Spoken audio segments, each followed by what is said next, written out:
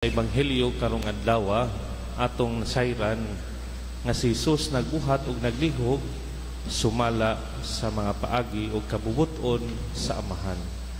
Si Jesus wala magbuhat sa iyang gusto lamang, dili siya molihok sumala sa iyang gusto. Ang iyang mga lihok kanunay nga nahiuyon sa mga plano sa Dios. Kanunay siyang nagbuhat sa pagsunod sa gusto sa amahan. Busa makaingon kita nga adunay suod nga relasyon tali ni Jesus ug sa amahan. Adunay panagiusa tali kanila. Usa sila sa mga buhat sa pagluwas sa katawhan. Si Jesus lamang ang dalan paingon sa amahan.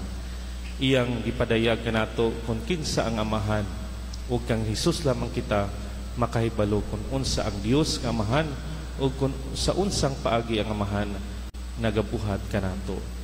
Ang Dios nga amahan nahigugma kanato ug nagpadayag sa iyang kinabuhi kanato diha kang Hesus.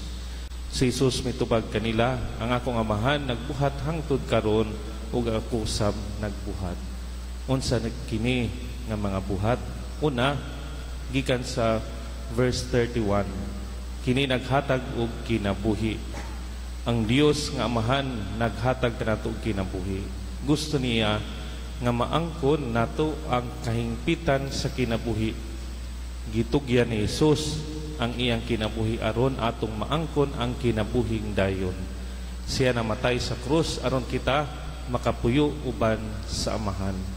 Ang Dios naghatag sa tanan, gibuhat sa Dios ang tanan dinhi sa atoa.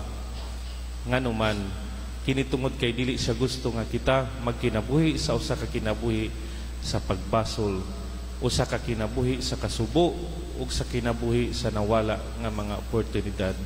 Gusto niya nga magkinabuhi kita alang kaniya ug usa ka kinabuhi uban kaniya. Unsang matanga sa kinabuhi ang atong naangkon ug gikinabuhi hangtod karon. Ikaduha katong verse 27 kini nahisulat, siya naghatag kaniya ug gahom sa pagbuhat sa paghukom. Apan kini nga paghukom dili sa pagkondenar, dili kini mahitungod sa silot. Ang iyang hukom mao ang pagdawat sa iyang katupsanan. Ang iyang hukom mao ang pagsinati sa iyang pagpasaylo. Kini aron ibalik kanato ang kahigpitan sa kinabuhi. Kini mao ang paghatag kanato og kinabuhing walay katapusan. Sa katapusan, pangutanon nato ang atong kaugalingon, unsaon man nato pakighusay atubangan sa Dios. Mahadlok ba kita mo atubang kaniya? Makasiguro ba kita sa kinabuhing dayon?